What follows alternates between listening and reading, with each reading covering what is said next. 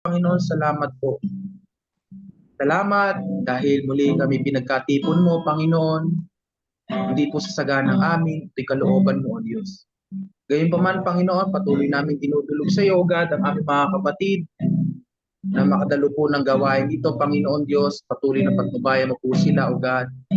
Hallelujah. At ang bawat isa, Panginoon, na laging handang nais matuto, Panginoon, ay patuloy na gabayan po sa bawat pag-aaral. Ito po ay hindi lamang tumimo sa aming mga puso, kundi maisapabuhay po namin upang mas lalo pa, Panginoon, maging matibay ang aming pananampalataya, lalong-lalo na sa paglilingkod namin sa iyo, Panginoon. Alam po namin ang lahat ng iyong mensahe ay may dalang kalakasang spiritual, O God, at patuloy na pagpapatibay sa aming mga hallelujah, pag-asa namin, Panginoon, lagi sa aming paglilingkod na kahit kami umaharap minsan sa mga pagsubok ng buhay, Panginoon, alam po namin, Lord, may pag-asa kami sapagkat buhay ang aming Panginoon. Lord, sa oras na ito, God, dinadalangin ko rin po sa iyo ang aming tatay, Pastor Marte, O God. Patuloy mo siya, O Diyos, hallelujah, patnubayan, gabayan, Panginoon. At bilang aming mentor ngayong gabi, Panginoon Diyos, alam po namin, O God, may maganda kang gagawin. Hallelujah, sa aming buhay, sa pamamagitan ng iyong mga salita. Lord, tago mo siya sa iyong likuran. Patuloy mo siya, Panginoon Diyos, bigyan ng karunungan at kaalaman, Panginoon. Hallelujah, upang kami laging maturuan sa pamumuhay namin, Panginoon, bilang iyong mga anak. Ngayon pa man, O Diyos, hallelujah, pagpalain mo po ang gawain ito at ang bawat isang dumadalo sa gawain ito, Panginoon, pagpalain mo po. At ang aming mga awitan, Panginoon Diyos, sa oras na ito, O God, hinihiling po namin sa iyo, Panginoon, na samahan mo kami, Panginoon, because you are the only one, Panginoon Diyos, knows how to enter in the presence of the Father, O God. Oh, the Holy Spirit, we need you, O God, in our lives. Right now, Lord, hallelujah, guide us, lead us, Panginoon, to true worship, Panginoon Diyos. Sapagkat nais mo, Panginoon, na kami sumamba sa Espiritu at katotohanan. Gayunpaman, Panginoon, linisin mo ang aming mga puso upang bawat awitan namin sa iyo, Panginoon Diyos, ay maging mabango sa iyo. Salamat po, Panginoon. Hallelujah. Ito po ang aming dalangin sa pangalan mo, aming Panginoon Jesus. Hallelujah. Let us invite the presence of God. Oh Lord,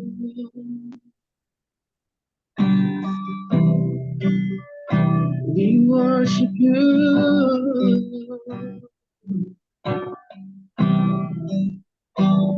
We lift the name, oh Jesus.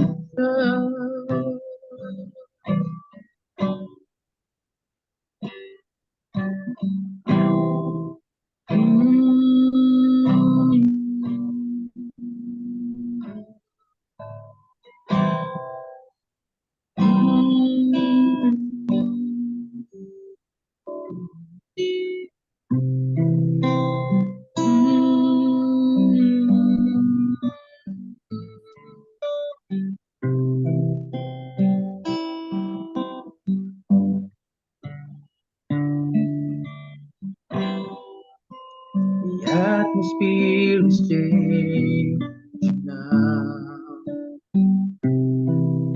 for the Spirit of the Lord is here. Evidence is all around, for the Spirit of the Lord is here. Overflow in this place, encountering your love surround us. You're the reason we came to encounter your love surround us.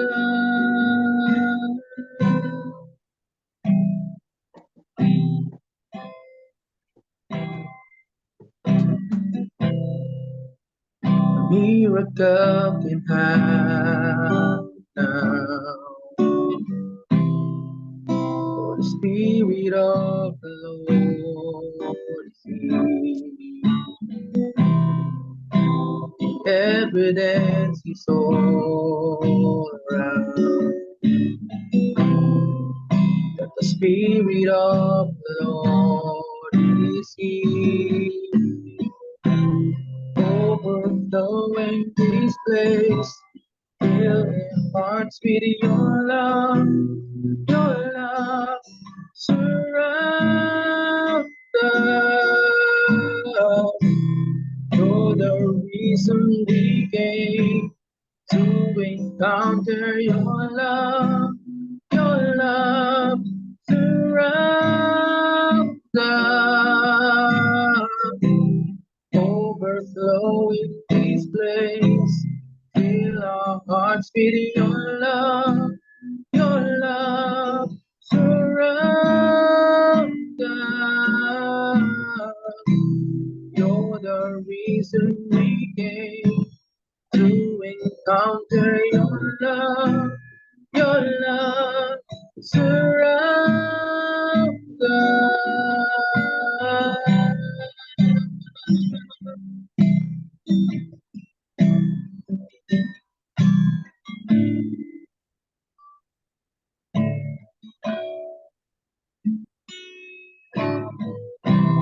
Spirit of God, fall fresh on us. We need your presence. Your kingdom come, your will be done. Hear us in heaven. Spirit of God, fall fresh on us. We need your presence. Your kingdom come, your will be done. Hear us in heaven.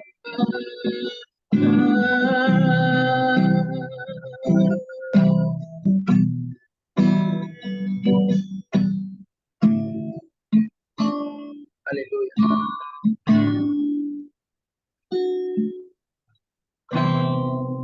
Spirit of God, fall fresh on us. We need your presence. Your kingdom come, your will be done. Hear us in heaven.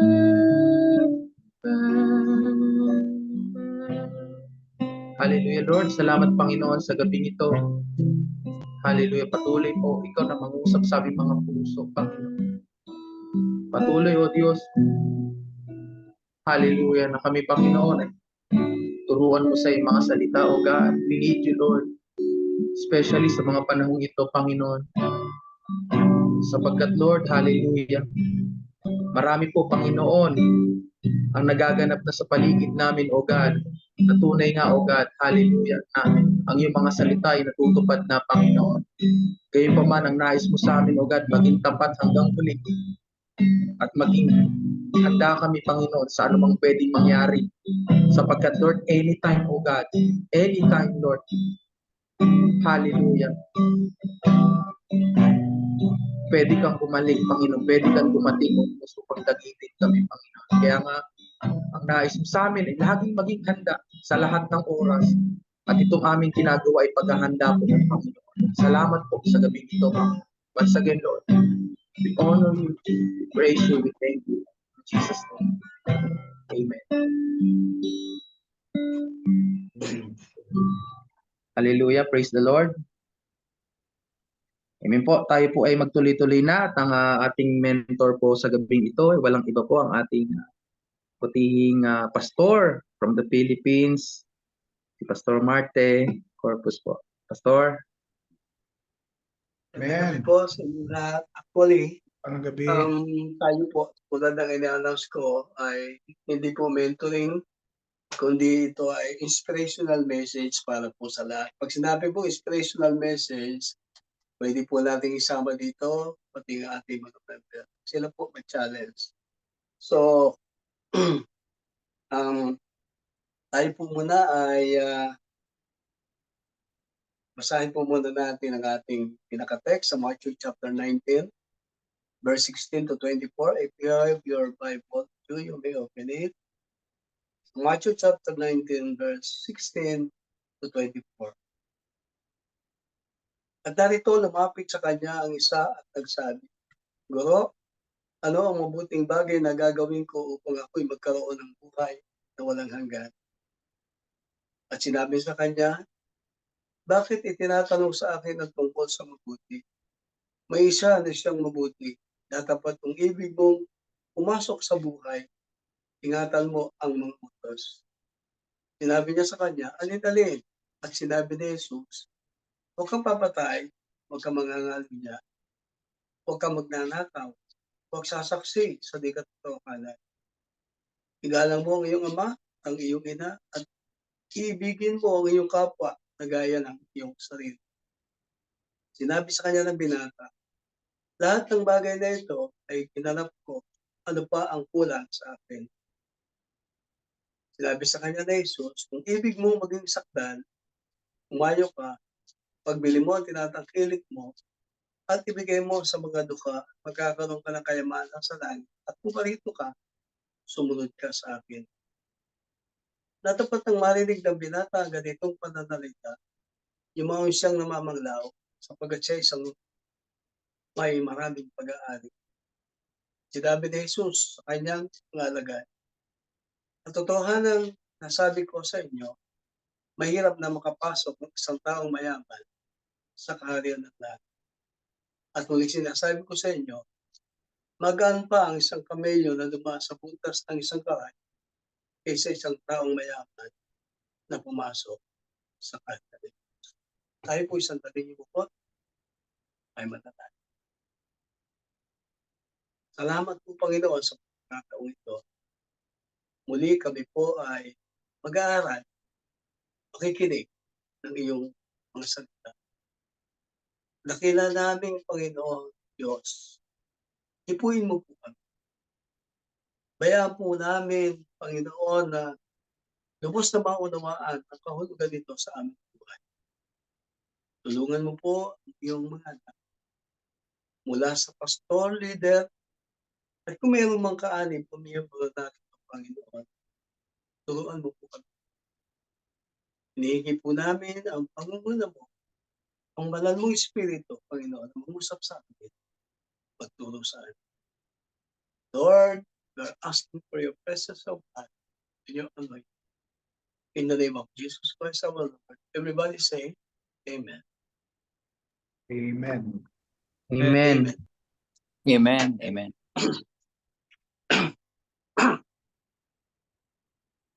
So, ang pamagat po ng ating inspirational message ngayon ay The Believer's Commitment. So, makikita po natin dito ang ating mga intensyon sa ating commitment. Pero bago tayo magpatuloy, kung ating tutunghayan po ang sinabi ni David sa Psalm chapter 37 verse 5. Sabi po ni David dito, commit thy way unto the Lord, trust also in Him, and He shall bring it to pass. Ihabilin mo ang iyong lakad. Sabi dito, tumiwala ka rin naman sa Kanya at Kanyang papangkin. Ang sabi naman po sa 2 Timothy chapter 2 verse 2, ang iyong nadinig sa gitna ng maraming mga saksi, sa muling ipagkatiwala, ginamit na naman yung salitang commit, iyong ipagkatiwala sa mga taong tapat na makapagtuturo naman. The things thou hast heard of me among many witnesses, the same commit thou to faithful men who shall be able to teach others also. So, just from these two verses, we can find out that the intention or purpose of this is to give in trust, or to entrust, or to put into the hands or power of another. Nagtitiwala tayo, may inihahabilin. tayo dahil sa may tiwala tayo. May pinagkakatiwala tayo at may pagtitiwala sa kamay o kapangyarihan niya o ng iba. Yan ang mga commitment o intensyon natin sa buhay dito sa lupa. Halimbawa, nagtitiwala tayo dahil mabuti siyang tao. Hindi tayo lolokohin. Hindi siya magsisinungaling. So sa kabilang banda, inihahabili natin sa kanya ang nais nating ipamana o ipayo, gusto nating mangyari. Sabi nga ng tatay ko, nang malapit po ng kunin ng Panginoon, tinawag kami mga anak niya at sabi sa amin, kayo magbabait at kayo ay magmamahalang mga kapatid at huwag mag-away-away at laging magkakasundo. Tanda-tanda ko po ito bago naalagotan ang hiling ng tatay ko. At bahagi din ng ating intensyon at ipinagkakatiwala natin sa kamay o kapangyarihan ng iba ang ating dangal, ang ating katangal, maging ang ating ginapapasa, ang ating puri, tagumpay, kasaganahan at marami pong iba. Halimbawa po, yung mga ibinoboto natin tuwing may eleksyon dito sa Pilipinas, nakasalalay sa kamay nila at kapangyarihan na mangyayari sa ating bayan at bansa. Nagtitiwala tayo, kaya ginugusto natin silang ilagay sa at iluklok sa kanilang pwesto. So sa ating mga pinapakasalan at makakasalampa kung wala pong kasama.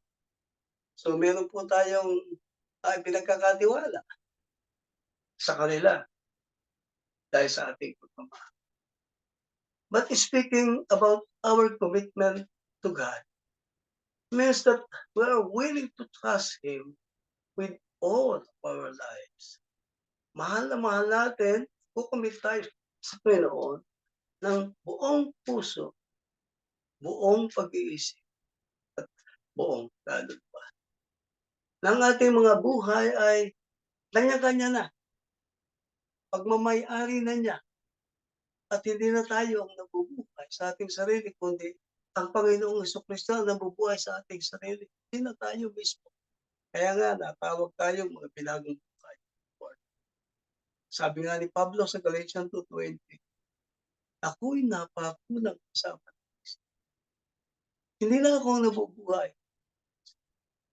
Si Kristo na ang nabubuhay sa akin. At ang buhay, nabubuhay ko ngayon. Sa laman, inabubuhay ko sa pananampalataya. Ang pananampalataya na ito, sa anak ng Diyos na sa akin ay ibig at ibinigay ang kanyang sarili dahil sa akin. Ganyan din ang karanasan natin. Kahit tayo wala pa sa Panginoon, hindi si Kristo ang nabubuhay sa atin. Sanlibutan ang nakapangyayari sa atin. Pero nang tayo ay mapasa Panginoon, siya na ang nabubuhay sa atin, siya na ang naghahari sa atin, siya na ang Panginoon natin.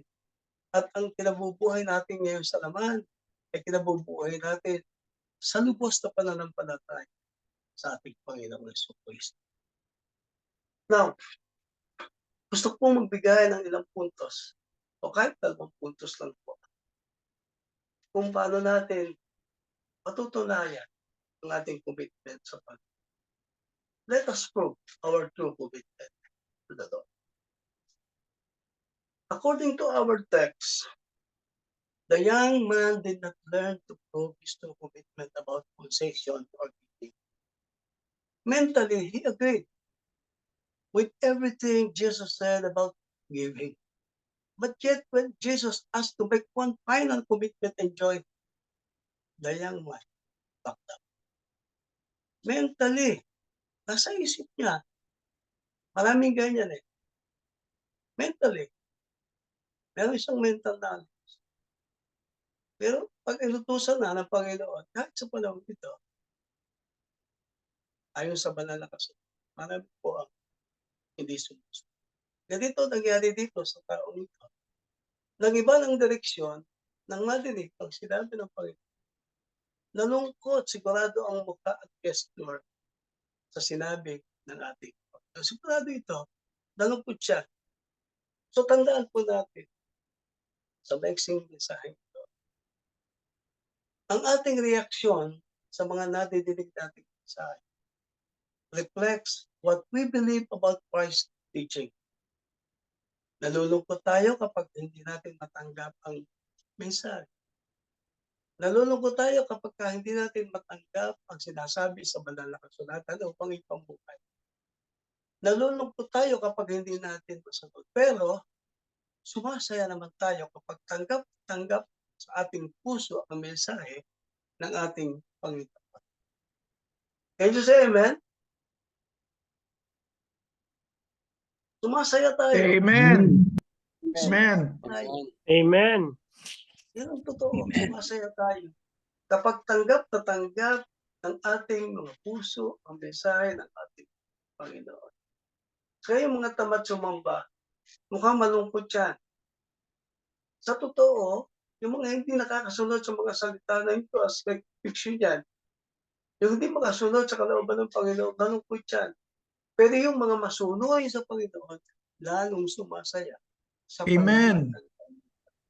Totoo, every time na tayo nagkukumit sa Panginoon at nasusunod natin ang kalooban ng Diyos, wow, napakasaya ng pakiramdam natin. Yung presensya ng Panginoon na dadama natin sa ating. So, i-analyze po natin mabuti ang ating teksto. Tingnan po natin mabuti. The rich young ruler lived in a moral life. He was well-versed in His scripture and the laws of God. Ang galing-galing niya sa Biblia kasi nung sabihin ng Panginoon yung mga kautusan, sabi niya, naganap ko na eh. Kaya ang galing niya, may alam. Madaming talagang alam na talata.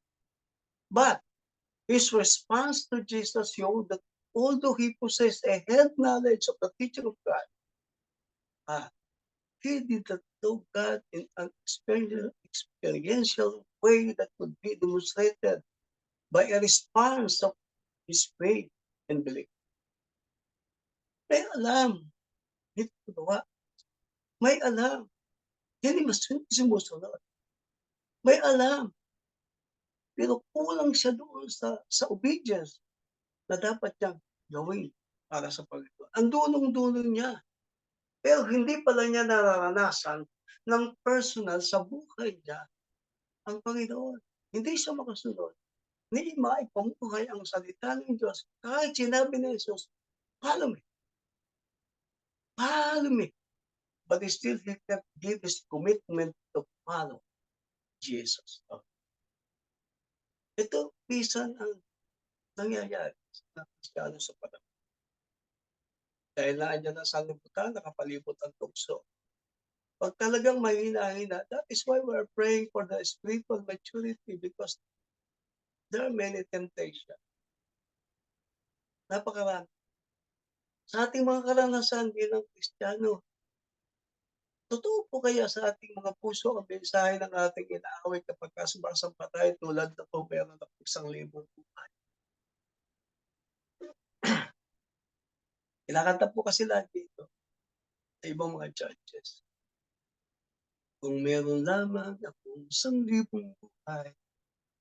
Ewan ko kung kinakanta po niyo. Di ko'y pagkakay, lahat sa iyo'y ibibigay. Gayong pa man sa akin ang isang taglay. Ilalaan bawat saglit upang ibigin ka ng walang humpay. Ganda eh. Gaya ng dagat na hindi napapagal sa pagpalo, puso ko ay nagmamahal sa habang panahon. Natatanging kayamanan ko, ikaw ay sambay. Wagas na pagsintay, iyong dalhin, palakip ng araw. Sino ba alam at pinamumuhay ang kantang ito? Kung ipinamumuhay po natin ang kantang ito, pagkaganda-ganda po natin sa mata ng ating Panginoon. Simple lang po ang payo ko on how we could show our commitment to God as followers of Christ. Ang payo ko po simple. Whenever the Lord speaks to us, and every time we listen to the preacher and read the Bible, we must be seriously prepared to obey what God is telling us. ang dami-daming nakalagay sa Bible kung paano tayo magkakaroon ng obedience. Lahat, walang exempted, lalo na po ang laging nagbabasa ng Bible, nagpapakain ng salita ng Diyos at kumakain din naman tayo. Mga member natin nakikinig sa mga pangangaral. Tayo din. We must face it. To what God is telling us. Ginagamit tayo mga pastor ng Panginoon sa pamamagitan ng ating mga itinuturo. Pati tayo nagsisikap na humarap sa Diyos. Subok. Hindi nahiya upang sabihin sa iglesia mga salita ng katotohanan. Yan po ang responsibility natin at yan ang pinayo ni Pablo kay Timoteo sa 2 Timothy chapter 2 verse 15. Pagsikapan mong humarap na subok sa Diyos. Manggagawang walang anumang ikahiya na gumagamit ng matuwid na salita ng katotohanan. Yan po ang mga pastor. Yan po ang mga leader. And as pastors, batid natin that Jesus is our great model and example for caring our flocks so that we can easily guide and help them into Christian maturity for our own immovable commitment to the Lord. At dahil po sa ating commitment sa Panginoon, susunod po tayo sa Kanya ng tuloy-tuloy at hindi humihinto. At di hahakbang o tatalikod na pabalik sa ating pinanggalitan. Yan po yung lagi nating maging sa tuloy-tuloy. Pananampalataya, tuloy-tuloy. Pagsunod sa Panginoon, tuloy-tuloy. Tuloy-tuloy. Because we will commit everything. This is the second part. This is very short. Yes. Commit everything you do. Muli, sinabi ni David, yung binanggit ko kanina sa Psalm 37 verse 5. Commit thy way unto the Lord, trust also Him, and He shall bring it to pass. Ihabilin mo yung lahat sa Panginoon. Tumiwala ka rin naman sa Kanya at Kanyang kapagyayaan. Sino po yung everyday sa pamamagitan ng panalangin? Inihabilin at pinagkakatiwala sa Panginoon ng lahat sa buhay. Yung inihabilin na pagkatapos ipinagkakatiwala. Actually, tayo po mga mananampalataya, lahat na po. Sino po yung pagkagising sa umaga, pinagkakatiwala na agad, inihabilin sa Panginoon ang kaligtasan sa buong maghapon. Can you say amen? Amen. Amen. Amen.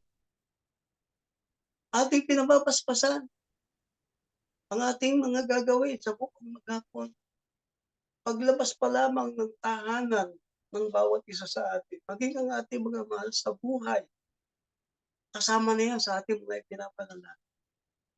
Trabaho, kasama yan sa ating mga ipinapanalangin. Pag-iingat sa gawa ng sanglibutan, kasama yan sa atin sa pananalangin.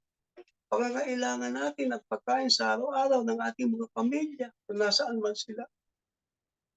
Kasama yan sa ating pinapanalangin. Yung ating kaligtasan, lalo ngayon, nakikita na natin talagang malapit ang dumating ang Panginoon sapagkat nakikita na ang prophecy. Nararanasan na natin ang prophecy.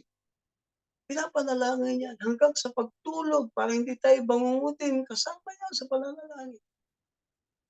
May tiwala tayo sa Diyos nang hindi nag-aagam-agam. Kaya inihahabili natin at ipinagkakatiwala sa Kanya ang lahat. Ang lahat-lahat. Ang lahat-lahat sa totoo in the name of Jesus. Bakit in the name of Jesus? Alam na alam niyo ang John 14. Let not your heart be troubled. You believe in God, believe also. Yung taong mayaman, yung taong mapera, sa ating teksto, hindi nagawang magabili ng lakad sa Panginoon. I'm sure. At hindi pa rin magawang magtiwala sa Panginoon. Because the rich young man could not bring himself to obey. And the Bible tells us that he went away very lonely. Nalungkot. Nalungkot ang mapera dahil sa utos ng Panginoon na magbigay sa mahirap. Nalungkot. So, nakakalungkot bagay na ito na pagsunod sa kalooban. Nakakalungkot. Talaga nakakalungkot. So may katabi po ba kayo dyan? Pwede ba tingnan niyo yung katabi niyo kung mukhang malungkot?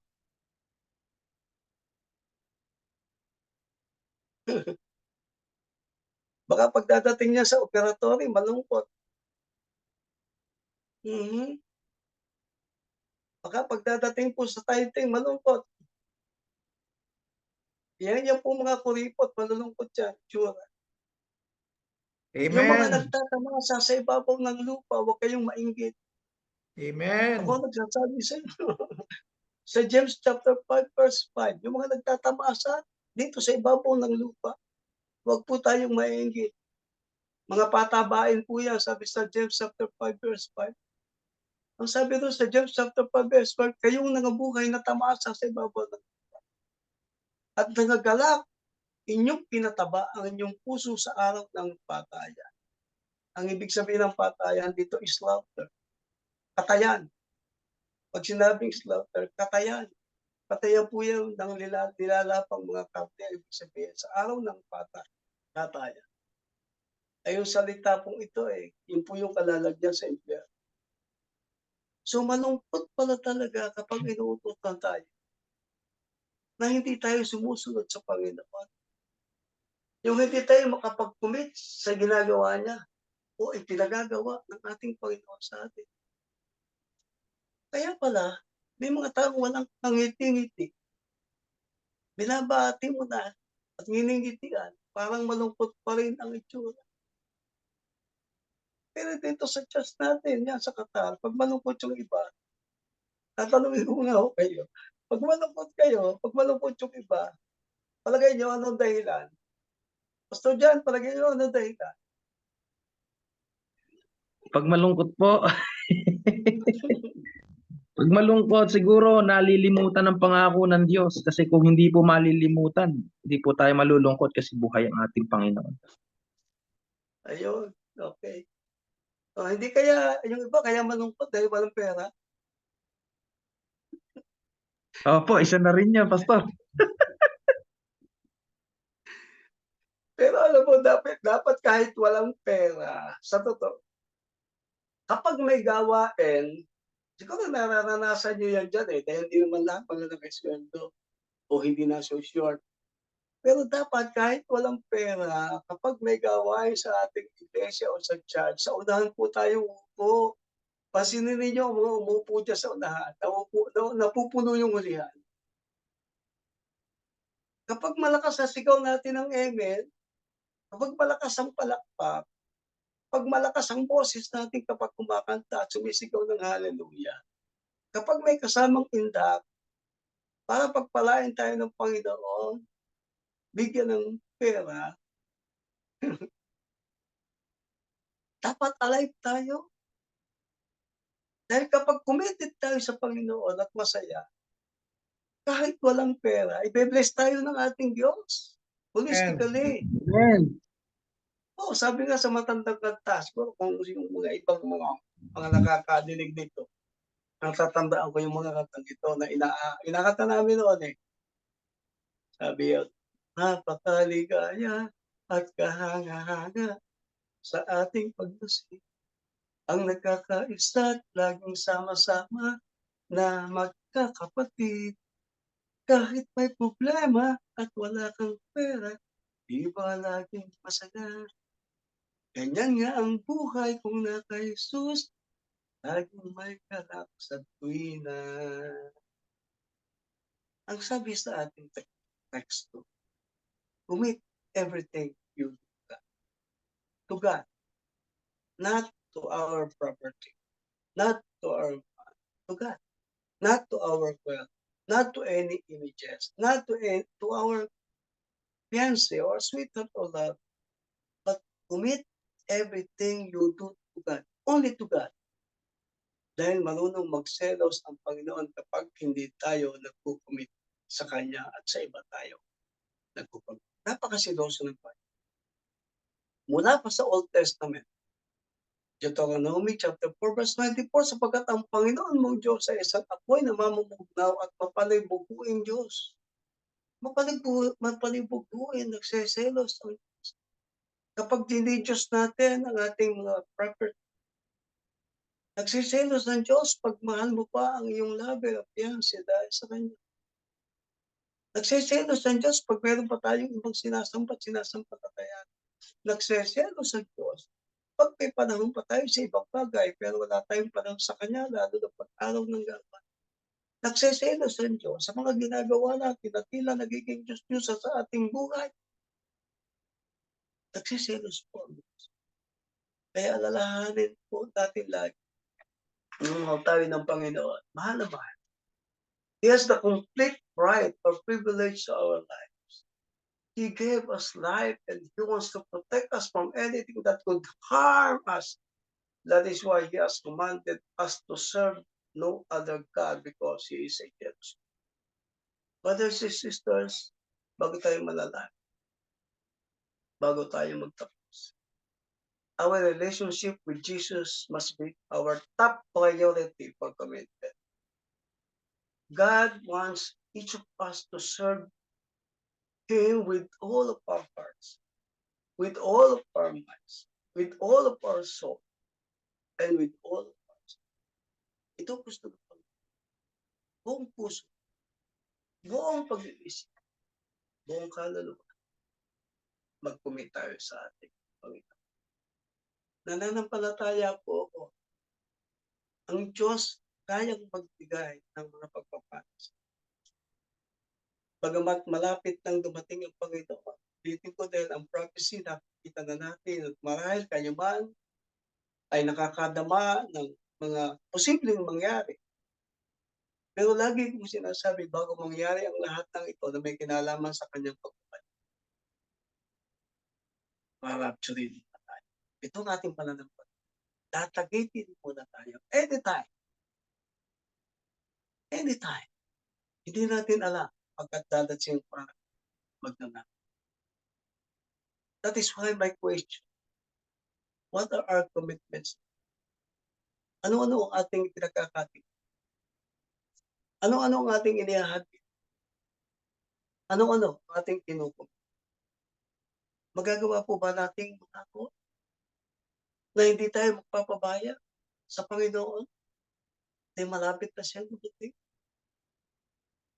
Na hindi tayo magpapabaya sa mga gawain niyang itinakdas pagkat ayan, sinabi niya sa Hebrews, huwag nating pabayaan ang pagkakatipon-tipon lalo't nalalapit ng araw. Amen. Magagawa ba natin hindi natin sisirain ang mga patotoo natin sa ating buhay bilang mga pinagong buhay? Amen. Napakagandang makita ng tao yung ating mga testimony. Amen. Magagawa ba natin hindi tayo maging kuripot sa gawain ng ating Panginoon? Magagawa ba nating igalang at magpasakop tayo sa ating mga pastor? Sa ating Amen. mga church leaders? Amen. Mga members na nariyan? Magagawa ba nating ipamuhay natin ang salita ng Diyos habang tayo narito sa lupa at magagawa ba natin sundin natin ang Panginoong Jesucristo sa bawat sandali ng ating Amen. maliwanag bago tayo natin. Ang sinabi mismo ng ating Panginoong Jesucristo. Kung ang sino mga tao ibig sumunod sa tumanggi sa kanyang sarili. Ibig sabihin, tanggihan mo ang tawag. Tanggihan mo ang sarili mong kagusto. Tanggihan mo ang mga bagay na hindi ka lugod sa Diyos. Kung nais natin sa pasanin ang kanyang krus. At ang sabi ni Jesus, sumunod sa akin. If any man will come after me, let him deny himself and take up his cross and follow. And follow. Tayo po'y manatag. Dakila namin Diyos. Dakila namin. Amin.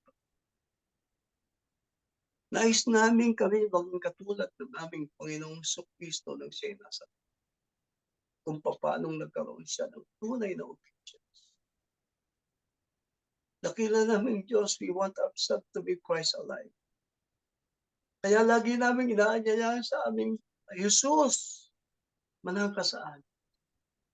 Ikaw, Jesus, na puspos ng Espiritu Santo, manang ka sa amin upang kami mapuspos din ng iyong Espiritu. Manang ka sa amin sapagkat dinidinig ka ng Diyos na aming Ama. At kung kami nagkaya mo, ang Ama ay hindi tatampi sa aming mga kahit. Lord, gusto namin maging Christ-like sa bawat sandali ng aming.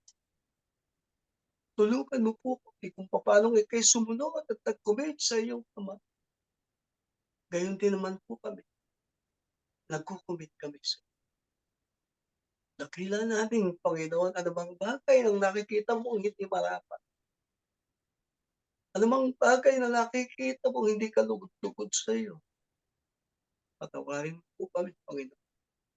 Sa mga simpleng mensahe na ito, napakaiksing mensahe ito, aming kalahin. Bago mo kami kukunin at dalhin sa iyong kaharian, makita ka namin ng iba, tinuruan mo kami ngayon mag-commit ng aming buhay. Pagsubok din ang aming buhay upang maging karapat-dapat kami sa buhay. Salamat po, O Lord, our God. And we just give you all the glory in Jesus' name. In Jesus' name. In Jesus' name. Amen. Amen. Amen. Hallelujah. Amen. Amen po. Amen po. Salamat po, Pastor Marte, sa napakagandang encouragement po sa amin. Muli pagpapaalala po regarding sa commitment. So, ano po yung commitment na yung ano ba yung pagko-commit namin sa Panginoon? Tunay na ito po ay pagpapaalala kung na yung pagkatawag po sa amin ay sa atin bilang mga lingkod ng Panginoon ay sa pong biyaya, sa dinami-rami po ng mga kumilala sa Diyos. Tayo po yung napili na maglingkod sa Panginoon. Tinatasan po at tinanggap po natin yung pagkatawag ni Kristo at yung mga ministry po na kailangan po talaga ay hindi po baliwalain sapagkat ito po ipagsusulit natin sa Panginoon. Amen. Lalo-lalo na pagbalik po ng Diyos, malapit na po ang Panginoong bumalik. Ang nais ng Panginoon po, totally po, talagang naano ako sa mensahe po ngayon dahil ika nga po minsan nandun po ang distraction, nandun po yung maraming nangyayari sa paligid, sa ministry, sa personal na buhay, sa kapwa kapatid, kapwa leader. Pero ang nais po ng Panginoon sa atin, yung pong iniatas sa atin, yung ikinumit natin sa Panginoon, hindi po natin kalimutan. At hindi Amen. po tayo. Ayun po ba? Kaya po sa akin, ang aking ang pangungusap ng Panginoon sa akin right now, which is focus lang sa Lord. Kasi Amen. po, That's right. Pablo, kikilos po talaga to distract us at bilang lingkod ng Panginoon, pag na-distract po tayo, hindi lamang po tayo ang damay, pati po yung congregation. At malaki Amen. po ang nakaatas po sa atin bilang mga lingkod ng Panginoon. Salamat po, Pastor Marte, sa napakaganda pong encouragement sa amin. Hindi lang po ito encouragement, ito po yung pagpapaalala sa kung ano po yung tinatayuan namin bilang mga lingkod ng Panginoon. Salamat po, Pastor. Amen. Amen. Hallelujah. Sino pa po? Baka po meron kayong nais na idagdag para po sa ating inspirational message po ngayong gabi.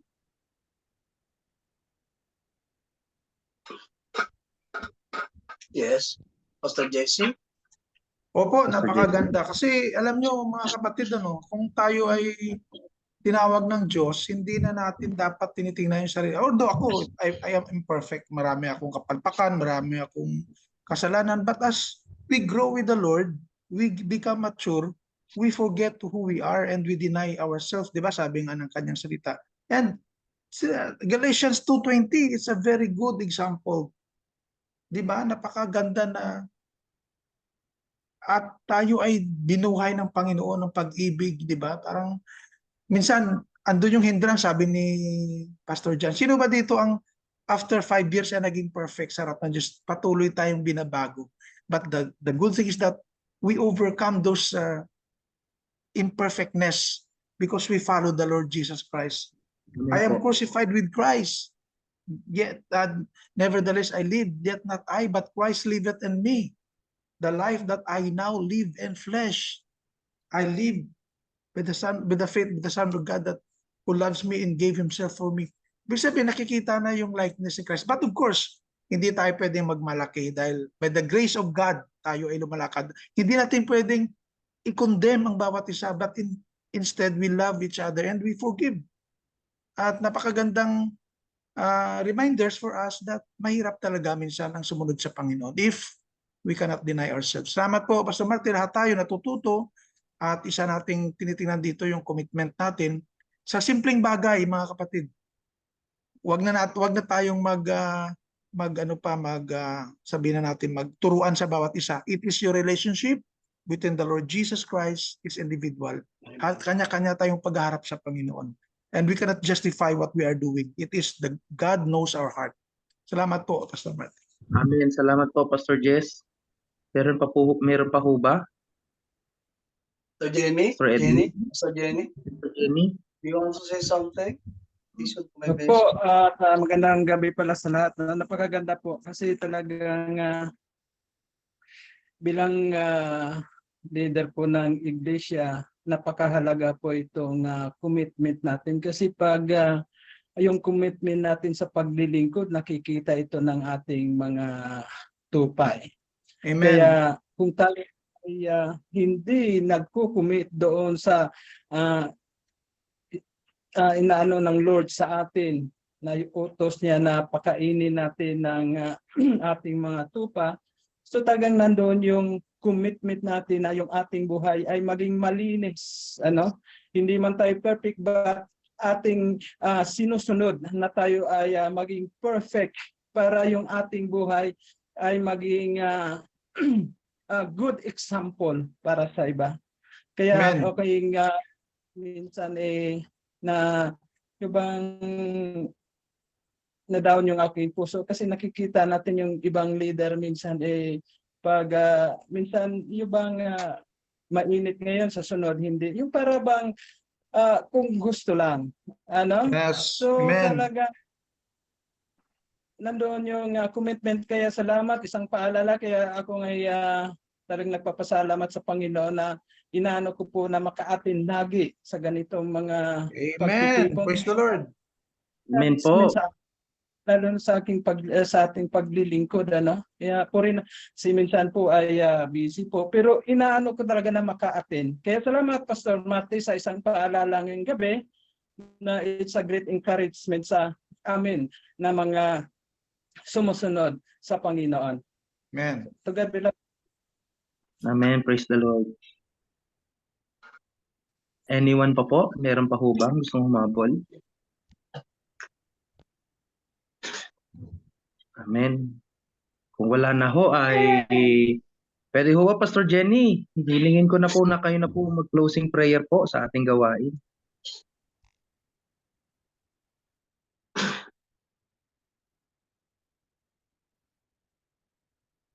Okay. Hallelujah. Lord, maraming salamat Panginoon sa iyong mga salita, Panginoon, namin napakinggan sa aming buting Pastor Marty. Salamat sa kanyang buhay, O Lord, na patuloy mong ginagamit. Na although Lord ay madaling araw na po sa aming bansang Pilipinas ngayon, ngunit Lord, nandoon yung heart, Panginoon, ang puso, Panginoon, ng aming buting pastor na ma-deliver, Panginoon, mga salita na makapagbibigay ito ng encouragement, Panginoon, sa amin about our top priority, top commitment, Panginoon, na ikaw ay aming paglingkuran, na makasunod kami, Panginoon, na may malinis na puso, O God. Salamat, Panginoon, sa kabutihan na patuloy mong pinagkaloob sa buhay ng pastor na naging daluyan, Panginoon, ng aming kalakasan. Salamat sa kanyang buhay. Salamat, Lord, na patuloy mo siyang ginabayan iningatan, Panginoon, kalusugan, Panginoon, pati ng kanyang buong pamilya. Kaya Lord, salamat. At nawa, Panginoon, ito ay naitanim sa aming mga puso, Panginoon. Ito, Panginoon, na mais sa pamumuhay namin sa araw-araw ng pamumuhay upang makita ay yung kadakilaan sa aming mga buhay. At kung may mga karumihan man, Lord, kami ay humingi ng kapatawaran sa lahat po naming mga nagawa. Panginoon, naisip na salita sa aming kapwa, sa mga mahal sa buhay, lalo sa aming mga leaders, so God. Lord, patuloy kami humingi ng patawad, O God. Salamat, Panginoon. Tunay nga yung grasya at habag ay napakalaki para sa amin, O God. Kaya, Lord, sa iyong pinagkatiwala, Panginoon, ang aming buhay paglilingkod, ang aming buhay pananampalataya, na patuloy mo itong patatagin, panglalo kami maghamit, Panginoon, mighty and boldly, Panginoon, sa iyong kaharian, O God. Kaya salamat, Panginoon, sa buhay ng bawat isa na narito, kahit yung wala rito, Panginoon, sa platform na ito, anumang kanilang mga ginagawa, patuloy pong pagpalain, O God. Kaya Lord, maraming salamat at patuloy mong dalangin, O Lord, ang bawat isa na patuloy, Lord, na sa sunod man, Lord, na aming pagtitipon ay makasama namin sila, O God. Amen. Kaya Lord, maraming salamat, and I declare blessing upon blessing sa lahat. In Jesus' name, amen and amen. Amen. Thank you, Lord. Ayan. Amen. So, Lord, hallelujah. Salamat po. mahingan po natin, sabi ni Pastor Marty kanina, ang lingkod at anak ng Diyos ay laging masaya. Ngayon, buksan natin ang ating mga kamera, ipakita natin yung the best smile natin. At okay? Amen. We are committed to be joyful in serving the Lord. Amen. Ayan. Yung kamera nyo, tayo yung pakita natin Amen. the Amen. best nating smile. Oh. Ang hindi magpapakita dyan, ako, ewan ko na lang. Ay maiwan, Diyan na, si Lord, pakita na kayo. Turo, kamay. FOM, magpakita na, kayo na lang wala. Pakita nyo yung inyong mga smiling face. We are committed Amen. to be joyful in the Lord, okay? Wala na, magbibilang na ako ng 1, 2, 3. Okay, praise the Lord. Okay. Salamat po, salamat. At ang commitment natin next Monday, may mawawala. Bless everyone. Bless po sa lahat. Salamat po, Pastor Marty. Thank you po, Pastor Marty. Pastor Marty, good morning. Bye. Po sa ALCC. Bye. Good Bye. job, Pastor Ed. Bye. Night po. Pastor Atilis. Good night. Night po. Lahat. Night. God bless you all. Bye-bye. Pastor JC. God bless po. Ayan yung baby nila. Ang laki na pala, Good night, babe. Good night. Bye. So, is Pastor Willie ba yan? Hindi po. Ha? Hindi po. Hindi. Kala ko si Pastor Willie. Okay. God bless po. Sige po. Si Good Brad night, Dan. Pastor Atilis. Brad Danny po. Si Brad Danny. Pastor Dan, okay, God bless.